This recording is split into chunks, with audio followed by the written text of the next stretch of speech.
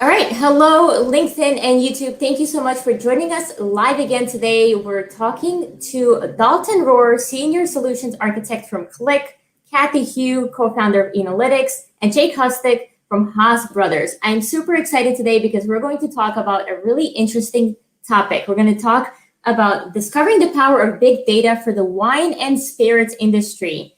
And I know we typically start out with a fun question for all the people who are joining us live to tune in and introduce each other, introduce themselves to each other. Cathy, Huyghe actually came up with this question. I absolutely love it. I'm jealous I didn't come up with it first. But if you're tuning in, let us know if it's wine o'clock for you from where you're tuning in from. I know I typically have a pretty diverse and international audience here. And for those who are not familiar with wine o'clock, I think it's typically somewhere around 5 p.m., although it might be wine o'clock for you at 1 a.m., 5 p.m. I don't know, 1 a.m., 2 p.m. It doesn't really matter when wine o'clock is for you, but let us know as you're tuning in.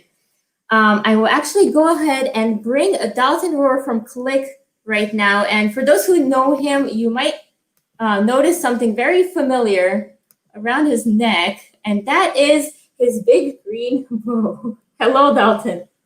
Hi there, Kate. Long-time listener, first-time caller. Thanks for having me. I'm so excited that you're here. I love your outfit. I love how excited you are about data and your name here. I know it's not exactly Qlik Dork, so if people want to find you, they need to look for Dalton Roar. Correct. Solution Architect at Qlik, but Qlik Dork is his second name. Yeah, absolutely. That's how most people know me anyway. So great. Dalton, for those who might not know you, can you provide a quick intro to who you are and how long have you been at Qlik? I've been at Qlik for 5.5 years, but I've been in data for 35 years now. So I realize I look like I'm 20 something, but I thought so. Yes. It's data. I use data as the fountain of youth. Played with data forever, and started using Qlik as a customer about 10.5 years ago, and absolutely fell in love with what it offered for me, and the fact that I usually worked on projects that involved so many different data sources, because I'm very, very big on wanting to tell the entire story, not just looking at one number out of a million. Yeah, about that, telling the entire story, I think that's very relevant to a topic I wanted to get started with, and it's all around data literacy, right? So I think I saw you posting about this, and Jordan, and I know Qlik does a lot of work in the data literacy space. So maybe if we can just get started and talk to the audience a bit about the importance of data literacy, and just basically how does this apply to all the industries out there? Sure. So for those in your audience who aren't familiar with me, I know we travel in a lot of the same circles. I'm not going to give you a data literacy spiel like from MIT or from Gartner. I'm a big visual learner and an experiential learner. So I'd like to walk through just a really focused, simple use case that I think would make the point and help people understand it. So average turnaround time is something in the healthcare industry, which I have a lot of experience in. And I think with COVID right now, everybody could understand this health scenario. Somebody's in the hospital, they get discharged, we have to get that room clean to get another butt into that bed. And so we call that turnaround time. And somebody in the admin group says, hey, let's track this turnaround time.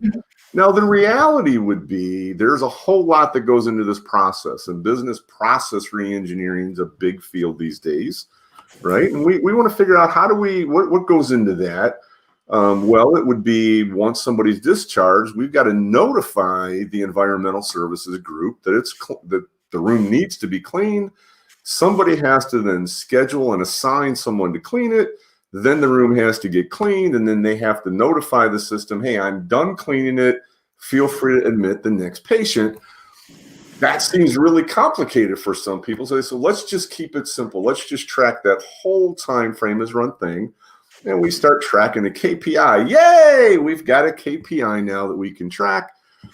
And then somebody, of course, along the line says, geez, I'm really proficient in displaying heat maps. Let me display that data as a heat map. And I can give you every day of the week and every hour of the day. and I display this. And sometimes we get bogged down in what we think is storytelling by let's make sure they're labeled so that it clearly says day of the week, clearly says hour of the day, those kind of things. And this story comes up, right? Because there is a story there that jumps off the screen at you without really any words that says, oh my gosh, that second shift is horrible. Their times are terrible compared to everybody else in the company or the hospital, right? And gosh, that's the kind of thing that ends up happening at the water cooler because we've chosen this, well, let's just keep it simple, right? For somebody's lack of data literacy at the top, we wanted to keep a simple number. And then we started elaborating on the wrong simple number. And then people could end up getting hurt. Let's pretend this is Jane. Jane's a single mom, been working for the health system for 25 years. She's helping raise her grandkids. Very little data education. Imagine what it feels like to be Jane coming in by the water cooler and hearing how horrible those people in second shift are, how lazy the second shift is, how big trouble they're going to be in because now we know they're the slowest of everybody. But remember, we completely forgot that we started with a simple number, not the real process, because some exec needed it to be simplified to start tracking it. The first thing I want to let people know, data literacy is about the genes in your organization. These are the people that are doing the work. And if you think about the situation with COVID right now, tell me who you think might be one of the most important people in that system. The person cleaning the room that one of your loved ones is going to be in for some other procedure. You don't want them to catch COVID because they touched something in the room that wasn't clean. So it's the genes of your organization that you should really be thinking about data literacy for. Before you start posting KPIs and dashboards, educate your people so they're comfortable with the data and realizing you're not using data to try to fire Jane. You're using data to try to enable executives to improve processes. The other big thing I'll kind of wrap with, data literacy is about asking for the entire story. If I were to say, call me Ishmael, okay, I'm done. You're going to miss a really, really good story. And that's what happens sometimes. We as executives, maybe, right? The other end of the scale. Well, just give me a simple dashboard. Just simplify it for me. You're getting a chapter of what could be a really good book. And in this case, there is a whole lot more to this story. Like, gosh, the people working that second shift aren't lazy. They are just understaffed at a time that we're adding a whole lot of requests, right? And in an organization where there might be a lack of data literacy, executives would be saying things like, let's keep it simple. And they're asking for data that impacts Jane.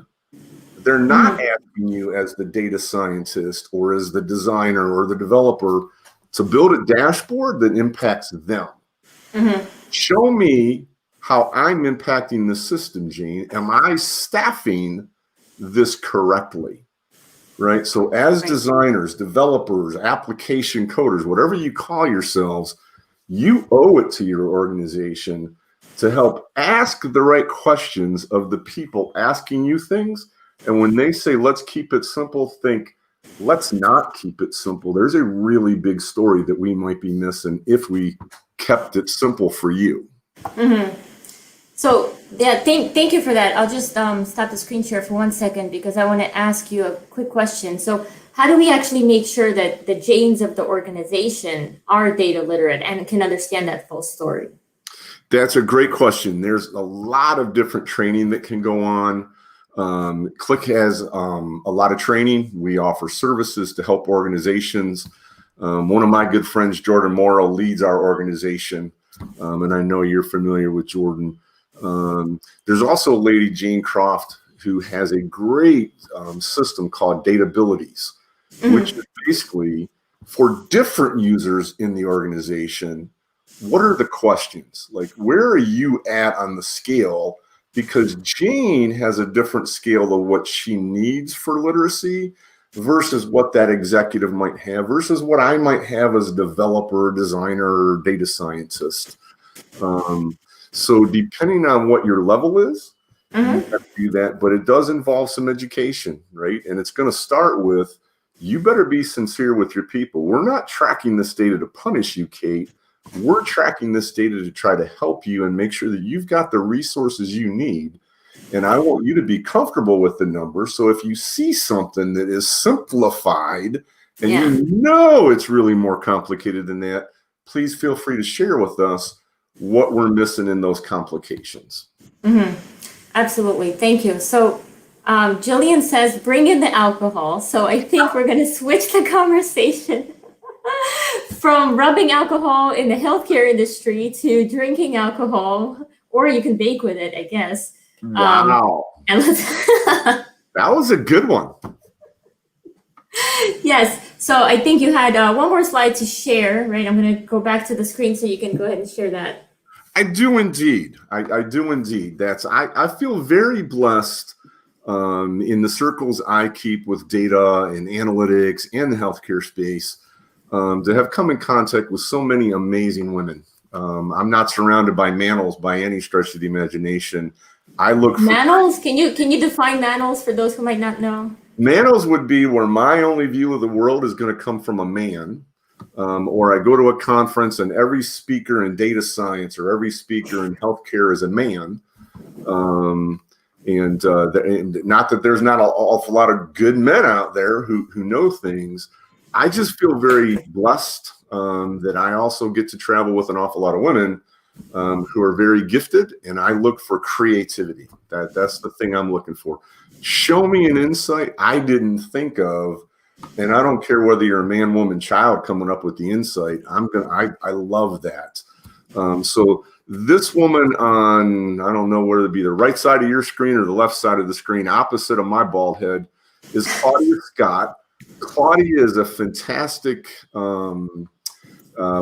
She's in healthcare also at Children's Healthcare of Atlanta, been a longtime champion at Qlik. But more importantly, she's a huge advocate for STEM in the entire community and around the city of Atlanta. We talk all the time about different projects. I visited her a lot. Well, one time she picked up the phone and called me and says, I've got somebody I want you to meet. And I was like, well, this is kind of rare. Claudia knows I'm busy. She doesn't just say, I've got somebody I want you to meet. And she ended up introducing me to Cathy. And Cathy and I had such fantastic conversation. I ended up saying, hey, we need to really get together. I want to understand more about your business and what you do. But really, really touched because of my passion, not just for data, but for storytelling. I realized reading her blog, she's a phenomenal storyteller. Just phenomenal. Whether it had to do with data or not, I would read what Cathy had to write. And this particular picture here, this is me kind of inducting them into the Pink Socks Tribe, which is a global community. And basically the whole concept is just to reach out to people and let them know that they're cared for. Like, hey, I do appreciate what you do, because so often we don't know what people are going through. They show a smile and we think, man, their world is rainbow and unicorns. In reality is, everybody's got things going on. So just a small way to reach out and say, hey, I really care about you. And Cathy, I do really care about you. That's why I gave you the socks and can't wait to see what you've got to share for us today. Awesome. Well, you mentioned that you'd read anything that Cathy would write. So I'm guessing you'd love to hear anything Cathy's got to say. And there's Cathy. Welcome to the show. Thank you, Kate. Thank you, Dalton. I'm so excited to be here because we're wine and spirits people and you're data people, and we just need to spend more time talking to each other, clearly. Awesome. And David Lee here says this is what he came here. Where is the wine? So we're getting to the wine. We're getting to the wine, David. Cathy, for those who are not familiar with you, maybe you can provide a brief introduction and talk a little bit about Enolytics. Yeah, so thanks, Kate. Enolytics started a couple years ago, 4 or 5 years ago now, because I'm a journalist, as Dalton said. I'm a storyteller. This is what I do.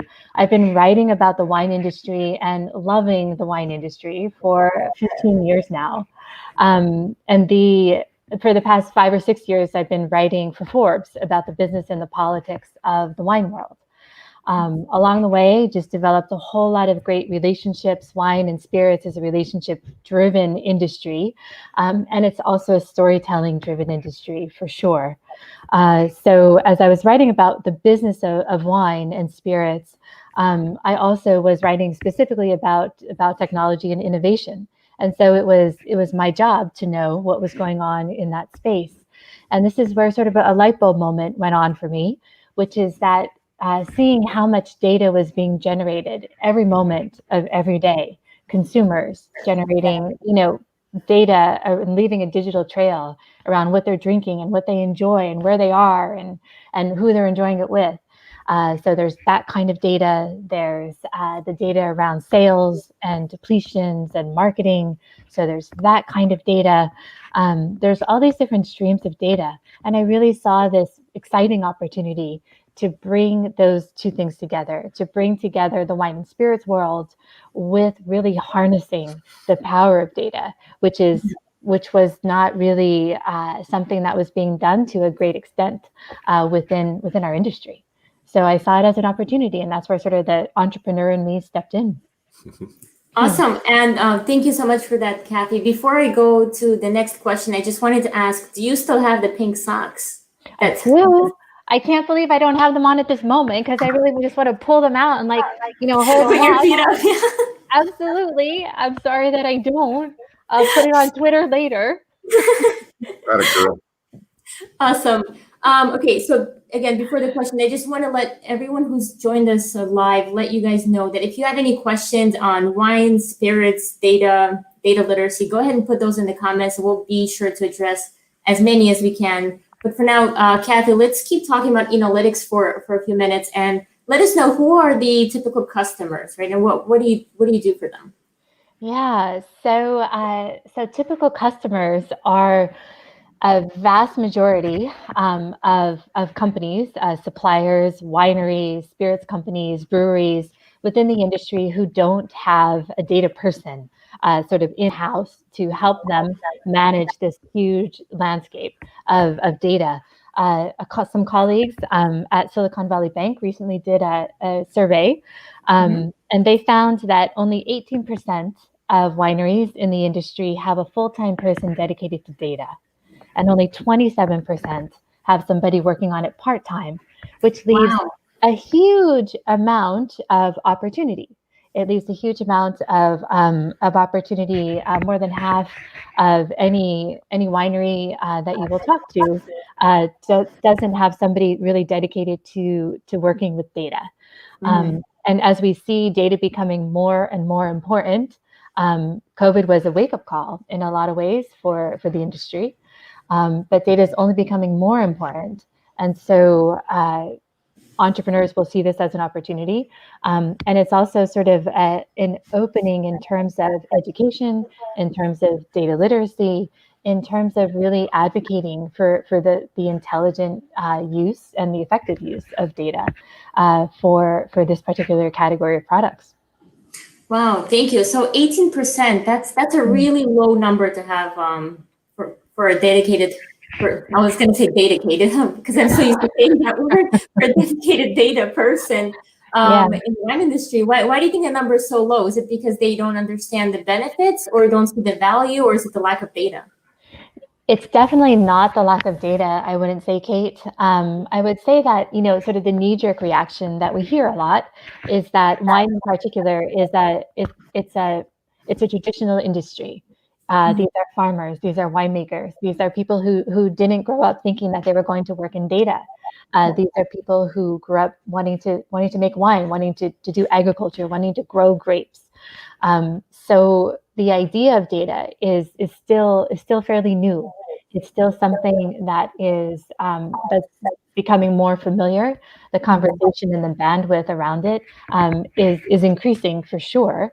But for the most part, sort of just stepping in, it was kind of in the domain of the larger companies, the companies who have the bandwidth and the resources and the budget, those 18% probably, to hire a full-time data person. But we see this opportunity to make it a lot more available, sort of the tools of data, to make it a lot more available now than it ever has been before. Yeah, and I want to get to the tools of data, but I first want to address some of the comments and questions that are coming in. So Ravi here says, we all love the wine industry, but Cathy looks at data, which is so cool. I totally agree. It's like getting to do what you love. I love data, I love wine, so it's out there. So it just sounds like a dream job. It's like when people love sports and they work in sports analytics. You don't hear as much of this in the wine analytics industry. I guess you're creating that industry. Yeah, and I think that sort of the name Enolytics was an important sort of capture of what that is really, Kate, because Eno is sort of the root word for wine, so just going back to the Greeks, right? But then the lytics obviously is the analytics, and so it's the wine plus the data. And then we're sort of expanding it out into other categories, into spirits, into beer, into retailers, into e-commerce, et cetera, et cetera. And it's really exciting, but I think it's important to see that one doesn't work without the other. You know, if I didn't have those 15 years of writing about wine and being a storyteller about wine, it wouldn't be working in sort of conjunction with my team, who are amazing, and they have 50 years or more of working with data. So bringing those two sides, those two pieces together, I think is really critical. Yeah, absolutely. It's got to be the technical skill plus the domain knowledge. When you bring those together, magic happens. Almost as magical as Dalton's fancy bow tie, which is getting a lot of attention here. So Susan's asking if Dalton has wine glasses as fancy as his bow tie. This is going to seem crazy, but I don't even drink alcohol. So no, I don't have a wine glass as fancy as this. However, because of the passion that I started feeling from Cathy as we started getting to know each other, as I traveled, I actually started visiting my first vineyards just because I wanted to see it. It wasn't, I paid the fees as though I'm going to drink 18 glasses of wine for tasting. And it was really, I just wanted to hear the stories as they served it. And I think Cathy's passion for the industry is where she helps the other 82% that don't have people with data, because they're doing what they love. They had a passion for it. They got some land and they just wanted to do it, right? And that all they want to do is what they love. And because she has that passion, can communicate that, she could help them understand, hey, let's keep doing what you're passionate about. But if you do this like a business and you use data, you're going to be able to keep doing what you love. You're not going to have to sell your land and let people start raising goats on that land when you go back to work somewhere else. Goats are important too, Dalton. Come on, we need both. I don't know why goats, but okay. Thanks for that. So, Cathy, you were alluding to using products that help you on your mission to help wineries get access to data, make data-driven or data-informed decisions. How have you used Qlik in the past to help drive that mission? Yeah, so one of the ways that Qlik comes into our suite of tools, one of the sort of ways that we pull it out of our toolbox, there's a couple of perspectives on it. I think from my sort of point of view. One is the power of the back end. One is the power of the operational side of things, the power of the mechanics and the engineering. Absolutely, and I'm the first to say that is not my wheelhouse. That's my team backing me up. Absolutely. The part that I do really engage with is the visualization component and the power of visuals to tell that story, especially in an industry like wine and spirits and beer, where using data is still kind of a new idea. It's still a new concept. And so being able to communicate and illustrate ends up being a really powerful lever to pull in order to get a point across. As Dalton said when he was starting, there's a very big picture here. There's a very big picture, and there are some components that are more valuable in different situations than others. And so what impresses me about how my team uses a tool, including Qlik, is how we can get a handle on the big picture, but then get very, very, very granular and very, deep dive into what the data has to tell us.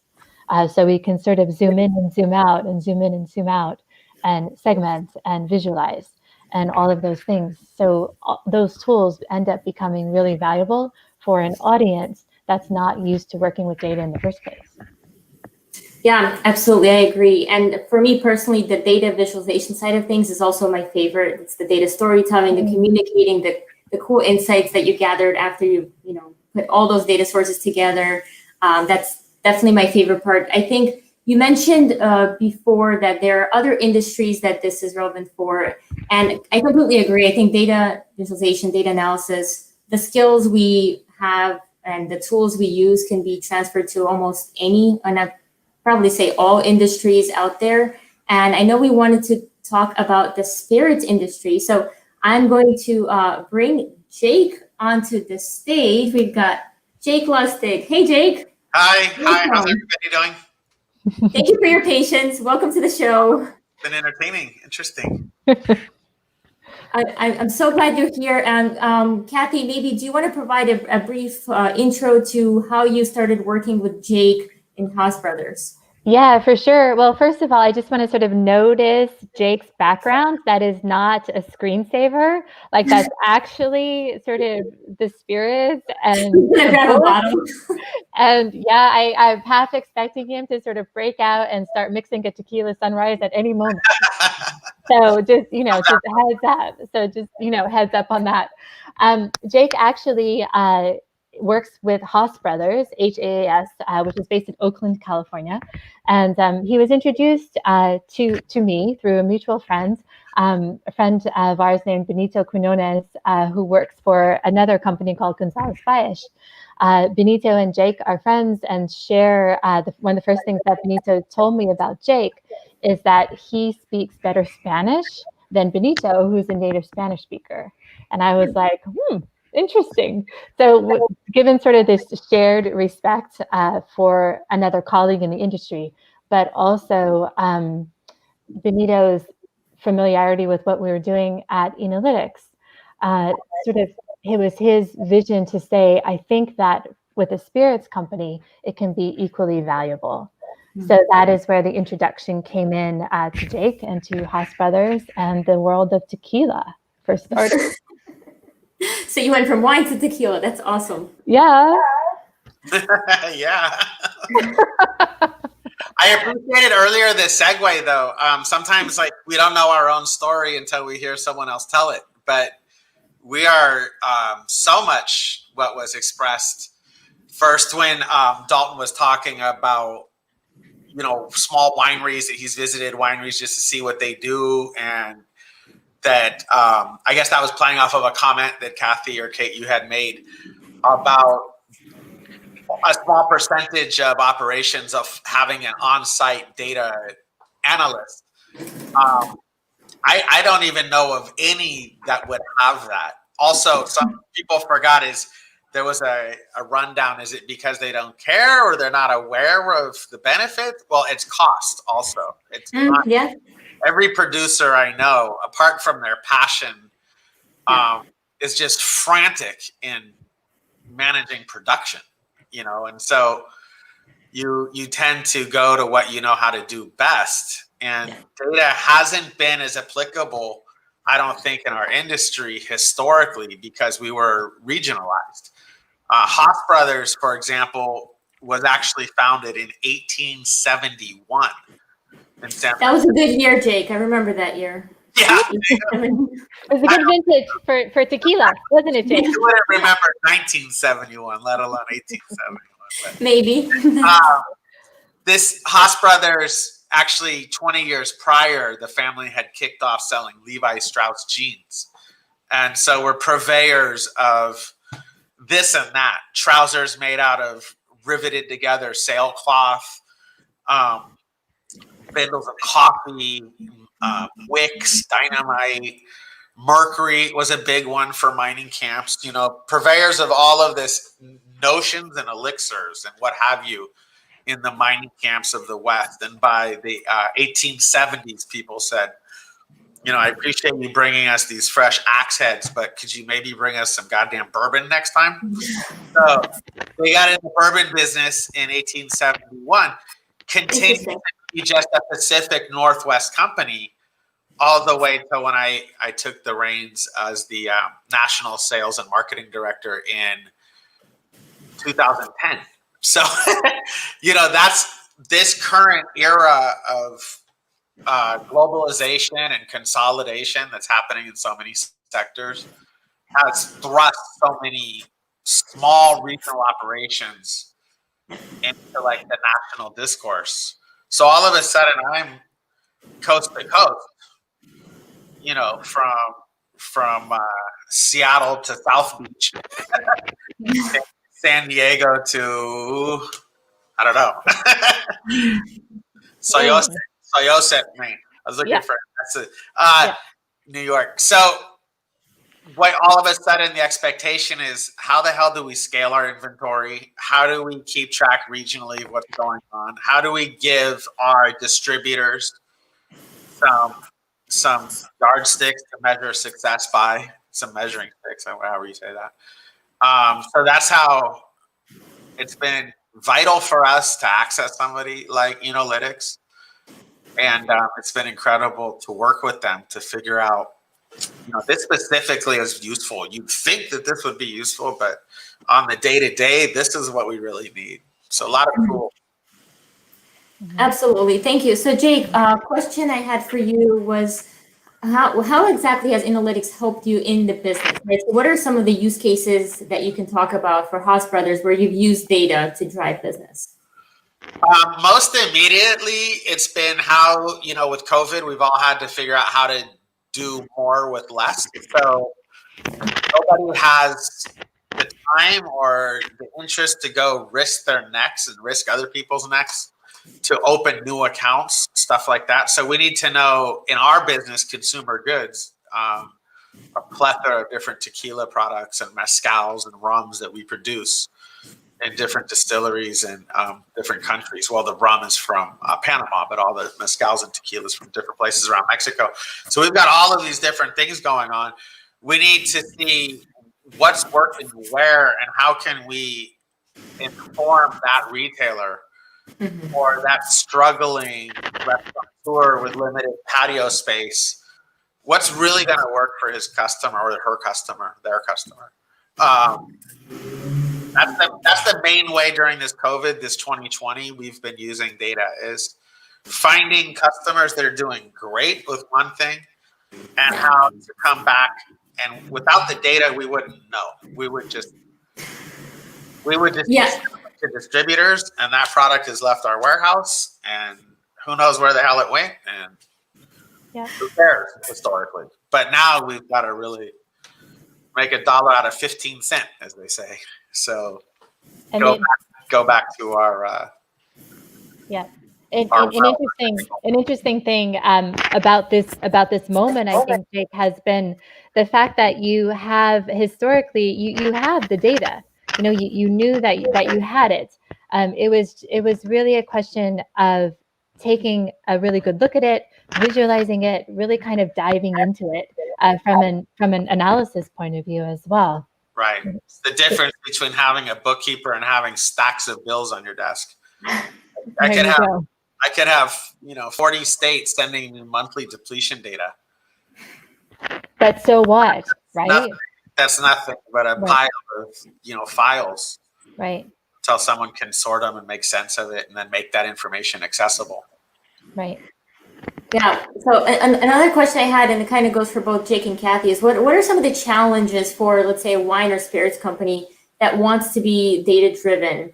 I'm assuming though there are some issues along the way that they face or some obstacles. Can you talk a little bit about that? Yeah. If you're not data driven, what's driving you? I don't know. You wouldn't. Everything is data driven, I think, now. Otherwise, you're just going on hunches.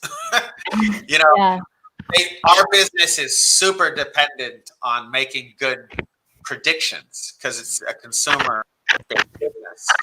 And good predictions are obviously gleaned from insight, which is gleaned from data.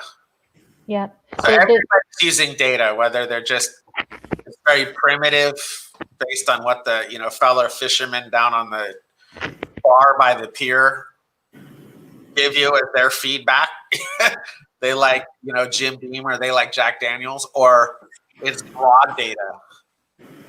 Yeah, I think to add to what Jake is saying, I think that one of the challenges or one of the obstacles, maybe more for wine, maybe not quite as much with spirits, who seem to be more embracing of data, but for the wine industry, and it goes back to that 82% who either don't deal with a data person on a regular basis at all, or only on a part-time basis. I think part of the challenge is a lack of familiarity, a lack of sort of training, really, and exposure and education in general around it. But also there is an expectation that it's going to be too expensive. So just last week within the wine industry, there was it's called WITS, the Wine Industry Technology Symposium, that was organized. And another winery that we work with is a very small brand in Washington State called Brook and Bull. And the winemaker, Ashley Trout, was one of the speakers. And her point was that, look, we're a small company. We run a really tight ship. And there was an anxiety factor to say, I'm going to spend a concerted amount of time and effort looking at data. So how can you help? So when we started working with her and with Brook and Bull, using the tools of data science, which can be automated, and that's one of the benefits, is that you don't need to customize everything. You can automate a certain amount of things so that it's more usable to more brands at a more reasonable price range. Yeah, absolutely. And I think Jillian's question here is relevant to what you were talking about. She's asking, how can data lovers like those listening get involved with wine? It has seemed like a cost prohibitive and intimidating. I love this question. And Jake, tell me if you feel the same way about spirits, but there's interesting parallels between data and wine and spirits, definitely data and wine, in the sense of this sort of intimidation factor. And this is exactly what we're trying to overcome. If you love wine, just enjoy it. Just let's start there. Do you like it or do you not like it? If you love this tequila, let's start there. Do you like it or do you not like it? And with data, there's from the wine people's perspective, there's an intimidation factor as well. I want to know data. I know that there's something important there, but how do I even start? Where do I even begin? Right? And so there's an interesting sort of parallel there. Jake, do you find that in spirits as well? I mean, I'm trying to understand the question. It's kind of how to break down the wine so that you kind of like a Pandora analysis of a wine. So if you like buttery and you like lightly toasted and this and that, it would steer you towards a recommendation. Is that what you mean by using the data on the consumption side? I kind of didn't understand the question, how you would. I do see in mezcal, we see a lot of people kind of hyper focused on certain elements of production. And I've noticed that there almost seems to be a tendency of consumers thinking if they can approach their enthusiasm for a product through an analytical lens, they can better understand it. And that's horribly irritating to distillers. Because distillers do so much. Yeah. Intuitively and on the cusp. And this wood mezcal is burning a little too hot today, so we're going to slow it down with some of this other wood. Or this agave is a little too dense, or got a little bit too much water in it. So they're making innumerable intuitive adjustments. And on the consumer end, I get quite annoyed a little bit with the wanting to pin it all down and understand in a false notion that if I can understand all the sub part, I'll better understand the whole. Art isn't like that, right? You can't appreciate art through data analysis. Jake, Jillian's clarifying her question. She said, I mean, wine is for fancy people and can be intimidating. Maybe data can even the playing field. I see. Well, then it would be kind of, I think, through that, you know, if you have no idea which classical musicians you like and you listen to Pandora and you like this song and that song, it analytically will steer you towards tempos and styles that are soothing to your ear and not some, you know, chamber rather than Baroque or who knows. But in spirits, I don't know. That doesn't exist so much yet. Yeah. There's an interesting parallel, though, to speak to Jillian's question, which is the use of AI in the industry in wine, and you see this in a couple different ways. You see it in label design, QR codes, scanning, sort of labels becoming alive. You see it in terms of recommendation engines as well through different apps. You see it in a bunch of different places, actually. So if you start engaging through apps, and the more information that you provide, the better the algorithms will be able to work in order to steer you toward a wine or a spirit that you would be likely to enjoy. Mm-hmm. So we're seeing more and more of that happening as we get sort of further down the road, for sure. Now, Cathy, I think a few minutes ago you mentioned the similarity between data and wine, and immediately I had a thought of, they say wine gets better with time.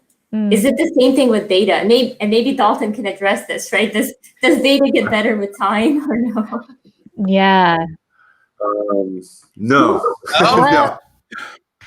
No. That's I would say one of the things I've always done when I speak at seminars, I'll usually put a quote up. Data is my most valuable asset. How many of you agree? And everybody, of course, has heard it over and over and over. Everything like wrong. Data is your most expensive liability. And that is the natural thought for many. It costs me money to store it. It costs me money to collect it. Data is only valuable if you start taking action on insights that you gain from it. Then data is no longer expensive and it changes the game, right? It's not, I'm a small winery, I can't afford it, it's expensive. It's, I couldn't afford to stay in business and compete with the big guys if I didn't use it, right? So it's an interesting perspective, Dalton, for sure. And my knee-jerk reaction to that was, like the more historical data we have, the better, because then we can start looking backward in order to start identifying trends, right? Predictive power, yeah, that's what I would think. Okay, the predictive part comes in. With that perspective of trends, yes, it's, well, let me just keep it and I'm just going to house it forever and eventually it'll become valuable to me. No way. Right. Right. It doesn't just automatically become value. It's collecting dust, whether it's in a data center, whether it's on a USB drive, or whether it's in the cloud. It's I agree with that challenge if you're not using it. Yeah. I even with Qlik's interface that Enolytics has developed for us, customized for us, we need an analyst to really make good use of it.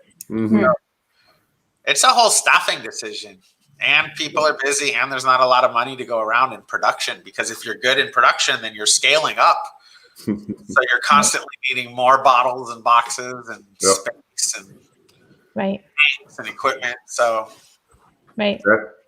that's the beauty of analytics in every industry, whether it's a mom and pop restaurant, whether it's a farm, whether it's goat herding.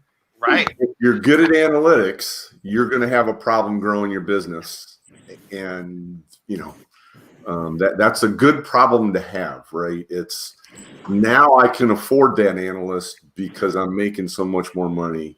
Now I can afford that bigger equipment that I'm going to use to distill more, or to, more room so I can have bottles of cava or champagne, being prepped for a year to get them ready.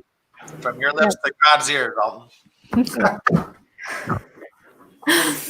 All right, so we've got a question here from Katie. So she says, so for this lack of familiarity, how can wineries become more acquainted with data? What would you recommend to a winery wanting to go headfirst into it? Yeah, Katie, I love that question, and thank you for asking it. And I think that what we have heard, especially from small wineries that we work with, is that there needs to be sort of an active, decision to say, I'm going to start taking data seriously. And that sounds really elemental, really fundamental, but actually it's incredibly important. I'm going to start taking data seriously. And it isn't that your whole life is going to change overnight because of that one decision that you're going to start taking it seriously. But you are going to start seeing things differently. You're going to start seeing that your engagement with people who come to your tasting room, or who will come to your tasting room again, that's going to be different. How you analyze the results of an email campaign, that's going to be different. You're going to do different things throughout your everyday process. So I would definitely say that sort of the decision, and maybe, and it depends on your role in the winery as well, as Jake said, it does become sort of a human resources question. Do you probably already have a ton of things that you need to do. So how is data going to fit into it? So kind of I feel like talking through some of those most fundamental things, especially for a smaller winery, is the most important first conversation to have before you bite off more than you can end up chewing. If that makes sense. Yeah, I just wanted to add a comment. Back when we were talking about the obstacles and challenges of bringing data to the wine or spirits industry, one thought I had was there's sometimes in all industries, right? There are a few people who are just simply not bought into the whole data-driven concept because they've been doing this since 1871, right? They know what they're doing. Why do I need data? I've been doing this way forever. So what would you say to somebody who tells you they've been doing this way their whole life and they don't think they need to change? Yeah, absolutely. And thanks for that question, Kate. Really, I would refer to one of our case studies, actually. One of our partners that we use an API to tap into the data through Wine Direct, which is a fulfillment processing service for wineries, mostly in California, West Coast, Australia as well, where a customer orders wine from a winery to be shipped directly to them. Wine Direct is the one who executes that order. So we have written a case study with one of our clients called Dry Creek Vineyard in Sonoma in Healdsburg. And what they talk about is that they were able to use data in order to reactivate customers who bought from them at some time in the past. But they needed to know who they were and how long it's been since they've bought from them. They created a specific campaign to reach out specifically to them. They tailored that campaign according to the historical purchasing data of historical purchasing records, of that cohort of people. And they emailed just them. They segmented in order to really get granular about this offer that they were offering to this specific group of people. And I feel like the results were something like 6 times, like 600% more of sales came out of that one offering relative to what the kind of response that they usually get. So it's that kind of granularity that data and historical data also can really help you get into, that turns into actual revenue that probably, if you do enough of those, then it's going to pay for your analyst. It's going to pay for whatever investment that you're putting into it in the first place. So you basically show them the data. Show them the data, they acted on it, and they saw a huge increase in revenue from just that one email campaign. Yeah, that's a really powerful story. I think just sharing case studies that people can relate to can also just help, right? Get them to understand. We had a question here from Adrian. He says that we used to use data to help us brew ethanol from wheat, monitoring the silos to refine the process. Is data being used in the drinks industry to improve product quality or more for customer engagement metrics? I would say both. Jake, I'm curious to hear what your perspective is from the spirits industry, but definitely customer engagement metrics. But I'm also aware of a lot of initiatives from the production side of wine, for example. We're talking about yields, we're talking about climate change, we're talking about sale prices, we're talking about bulk wine. There's an awful lot of data sort of from before the wine even gets into the bottle that's being analyzed from that side of things. Jake, what's your experience from spirits? In spirits, we segment the industry, of course, between kind of premium and volume. And volume brands are really using data hugely in figuring out optimal sugar extraction, a gazillion things. In premiums, I'm not going to make a universal statement because I don't know a lot of the other spirits, as we call them, categories. But in agave spirits, where we push back against the imposition of data-driven decisions for what I talked about earlier. There's just literally, it sounds like hyperbole, but there's just innumerable facets to making like a superlative spirit or wine, and it's going to be the acumen of just so much real life experience. Data is a part of that, but history, innovations, trials and errors, blah blah blah. That on the very high end, I don't see data playing that much of a role in production as kind of crazy as that sounds, other than rudimentary figures. On the other part of the question, on the kind of analytic metrics that we need,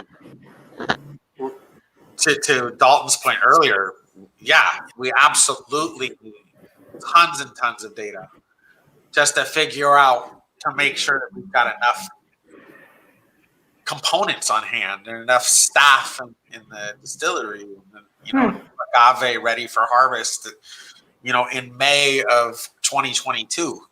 That takes some foresight data. Yeah, and Adrian added that they used to monitor 15,000 data points every 5 minutes across the plant, everything from CO2 to sugars to alcohol, flow rate, etc. Wow. That's fantastic. I would love to see a visual of that, Adrian. So one of the things I'm thinking of is that I visited China last year, to the wine producing region of China, which is called Ningxia. And there was a very modern winery and an entire, I would say, 50-foot wall, 20 feet high, was filled with visualizations of data in Mandarin. Like from throughout the plant, throughout the winery, throughout the vineyards. It was really impressive. And I took sort of a picture of it. It was hard to get the scale right, so I had to ask somebody to sort of stand in the picture. But it was unbelievable how many things that they were monitoring, but also showing that they were monitoring, right? And it's fascinating to see that in another language, to see all of the different things that they are keeping track of. Yeah, that would be really fun to see. And it's interesting that you brought the international aspect of things, because there was a question here from Megan. She was curious if you've ever worked with any South African wine data. Yes. I just actually, Megan, this is a fantastic question because it's really current for me right now.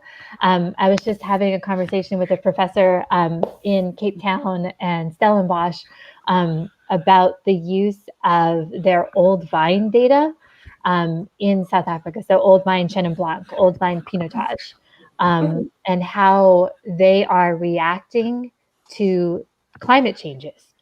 Because old vines, if they're at least 35 years old, they've seen a lot of agricultural variation in those 35 years. So what can we learn from that data in order to help us sort of plan for the future? So that's one example. Wow, very interesting. So I know we're coming up to the hour, so I did want to ask everyone to basically chime in. What do you think are going to be some of the changes, or what can we expect to see in the wine and spirits, or for Dalton, the data industry over the next 5-10 years? Jake, what's your answer to that? I'm curious to hear what you have to say. It's scary for the small guy. When I was just saying you can't, I don't see that you can make, or I should better state that, I don't see where it's intersected in making that top echelon of very small batch spirits, where data is involved on the production side yet. Of absolutely everything that's producing volume, it has to use a lot of data. What I see as being so scary is, producers will always be able to carve out, I think, that top niche of customizability, customization, like the most masterful expert work that can be done. That will always have a home. I think there'll always be a consumer for that.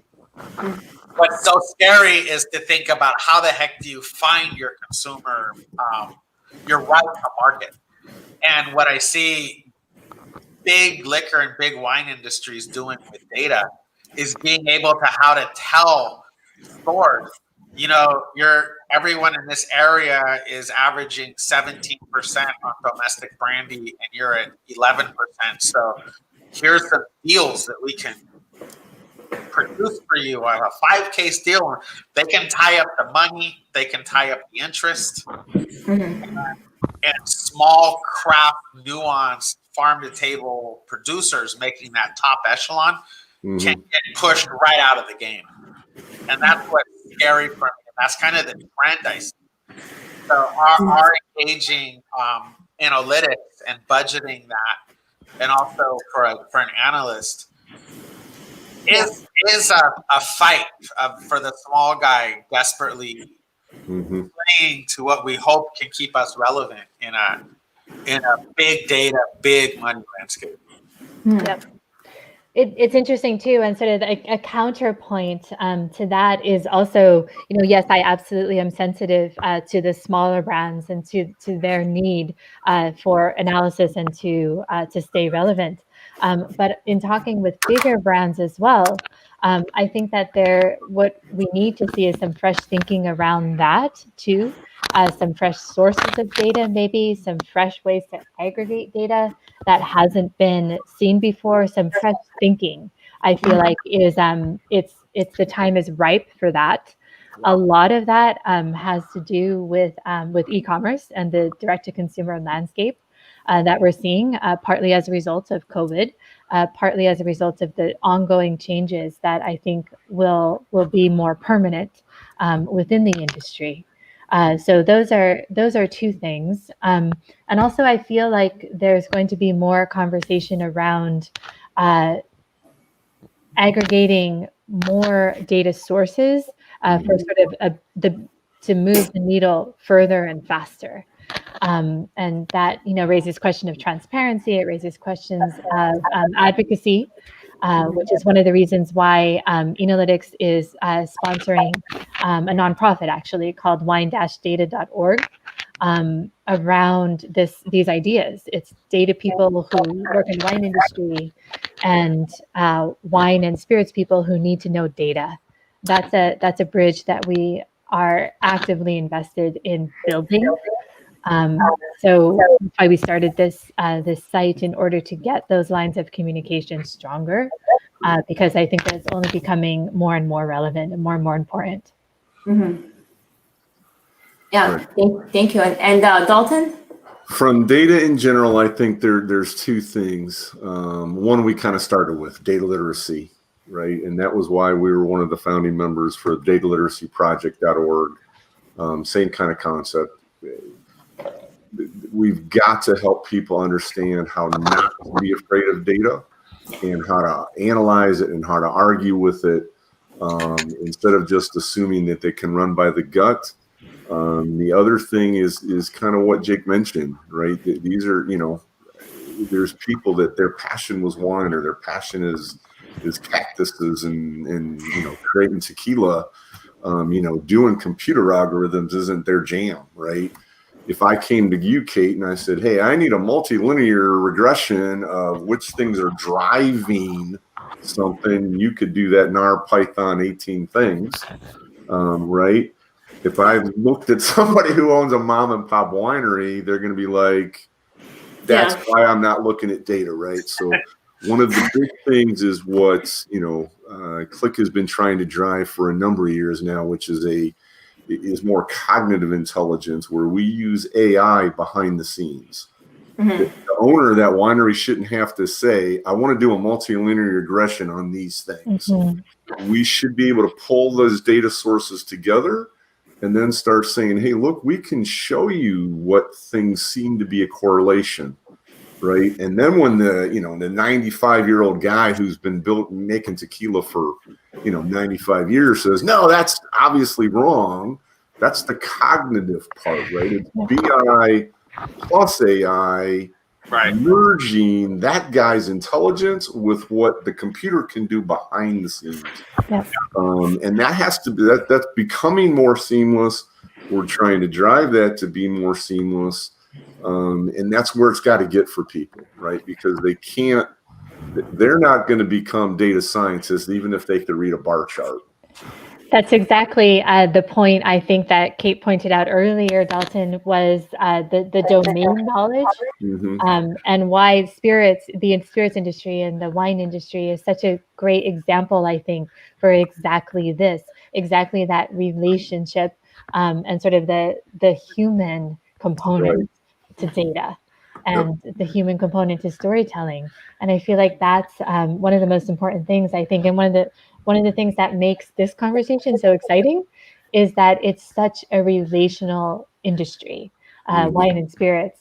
And you don't think of data as a relational industry, but actually it can enhance and underscore and really sort of drive so much of the human experience in these categories. Right. Yeah, absolutely. At this point, I want to thank everybody for such a great discussion. And before we wrap up, I just want to ask everyone one more question. I promise it's the last one. But where can people go to basically either continue the conversation, or if they have more questions for you, where's the best place to reach you? And I guess let's start with Cathy. Yeah, thanks. So enolytics.com, Enolytics.com is the easiest thing. We have a newsletter that goes out every week. You'll find that called Enolytics 101. And then I mentioned the nonprofit wine-data.org. Awesome. Thank you. Jake? The best place is our URL, Haas, HAS-brothers, like brothers and sisters. But before, I gotta know, Dalton, what are the 15 units of measure on your chart? Those wouldn't be quarters or months, or what the heck breaks down into 15? I wish I could say that was my pay skyrocketing. We'll stick with that. Well, nothing like stacked bars with no labels, right? Yeah, right. God. We're talking about data. We forgot the name what these units of measure are. But okay. You'll tell me That's something. How Kate makes her living, showing me how to add labels to charts. I also want to just point out the similarities of the backgrounds. Like, Jake's bottles are at different heights and, different levels of liquid in them. And Dalton's background, different heights, different colors, important in there too. That's good. Nice. Yeah. Nice. All right. Well, thank you. Absolutely. And Dalton, where can people find you? Well, the easiest way, if they're looking at the screen right now, is clickdork.com. Yes. On LinkedIn, I'm the only Dalton Roar in the world. So Wow. if you search for Ruer, it should be pretty easy to find. Or if they simply just look at your posts, I usually comment something on them. Because you have an awful lot of insights, Kate. Awesome. Thank you. Actually, before we wrap, Paul's trying to help you, Dalton. He said it's 12 months of actual plus 3 months of forecast. So there you go. Paul. Thank you, Paul. There you go. All right. Well, thank you again so much for the optimistic forecast there, but okay. Oh yeah, it's going up. It's going up. Things are getting better.